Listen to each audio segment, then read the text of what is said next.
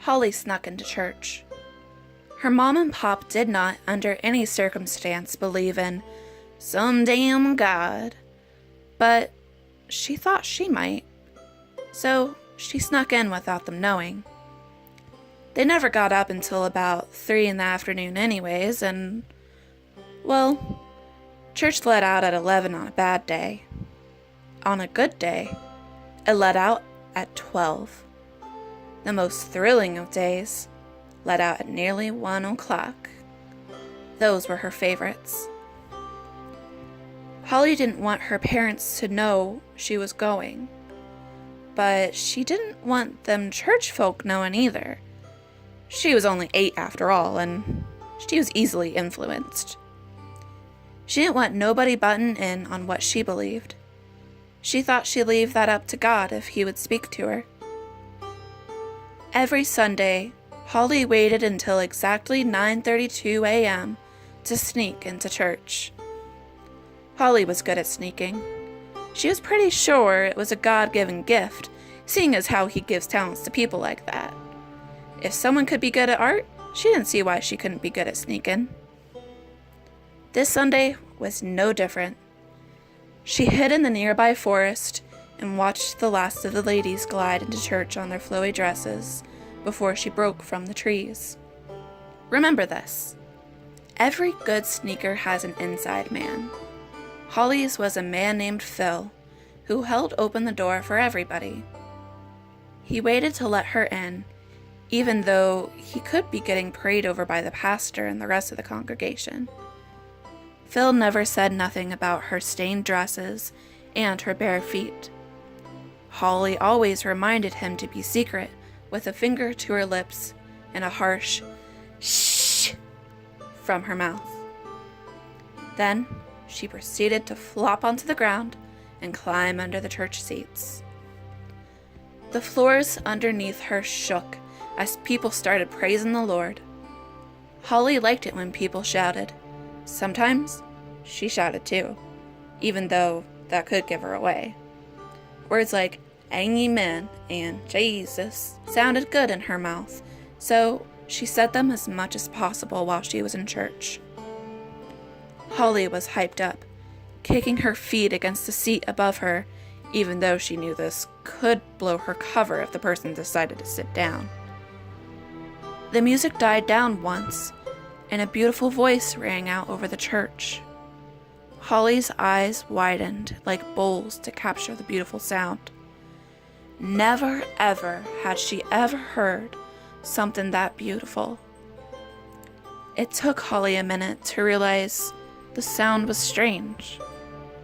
The feet in front of her stamped as if the pastor was still beating on his drums up at the stage. But there weren't any drums. Holly heard the singing moving closer to her. It floated right over her head.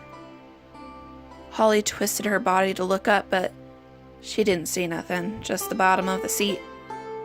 Then, something touched the back of her elbow and she spun around. Holly was met face to face with a young girl with honey-colored skin that glowed and a mess of white curls that reached for the ceiling.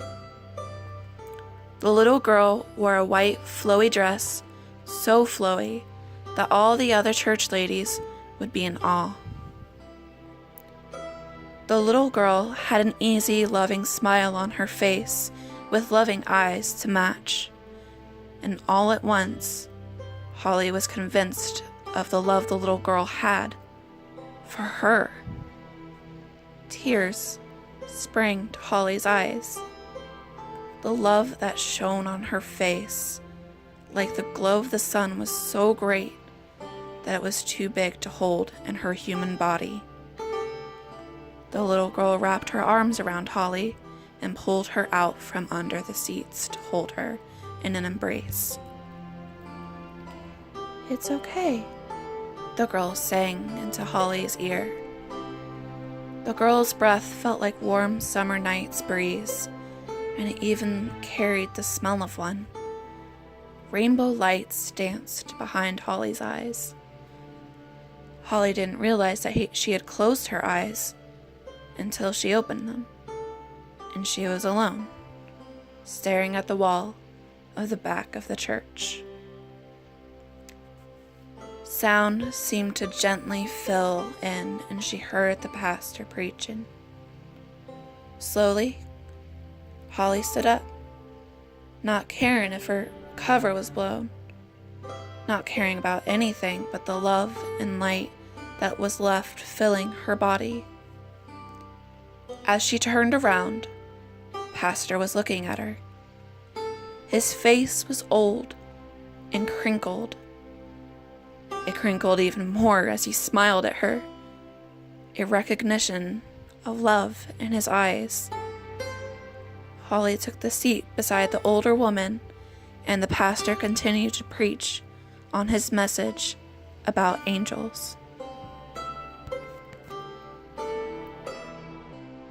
Hello, it's Belle. If you enjoyed that story, please give us a thumbs up, and if you would like to hear more stories, subscribe. Tables of Fables releases weekly stories not only to YouTube, but on Instagram and Twitter too. So if you'd like to, go check us out there. Thanks again for watching, and we'll see you all next time. Bye!